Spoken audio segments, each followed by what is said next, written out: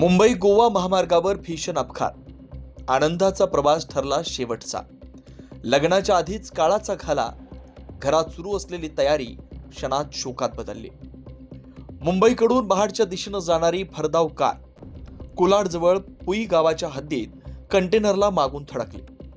सकाळी घडलेल्या या भीषण अपघातात वडील सज्जद अब्दुल साखूर सर खोत वय 58 आणि मुलगा सज्जद अब्दुल साखूर वय 25 यांचा दुर्दैवी मृत्यू झाला. हे दोघे वनीपुरार गोरेगाव मानगाव येथील रहिवासी असून सज्जदचा येत्या 29 डिसेंबरला विवाह ठरलेला होता.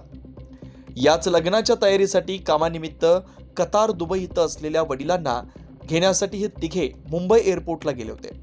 मात्र परतीच्या प्रवासातच काळाने घाव घातला. या अपघातात सज्जद खोत वय 20 गंभीर जखमी झाला असून त्याच्यावर मानगाव उपजिल्हा रुग्णालयात उपचार सुरू आहेत. तर चालक उस्मान अब्दुल हमीद कारविलकर वय 21 महाड याला किरकोळ दुखापत झाली. त्याला कोलाड प्राथमिक आरोग्य केंद्रात हलवण्यात आलंय. अपघात इतका भीषण होता की कारमध्ये अडकलेल्या एका व्यक्तीला हायड्रॉलिक कटरच्या साहाय्यानं बाहेर काढावं लागलं. घटनास्थळी पोलीस, SVRS रेस्क्यू टीम आणि ग्रामस्थांनी तात्काळ मदतकार्य केलं. मृतदेह रोहा उपजिल्हा रुग्णालयात शवविच्छेदनासाठी पाठवण्यात आले.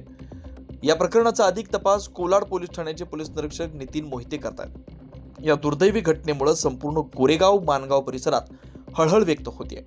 शोककळा पसरली आहे.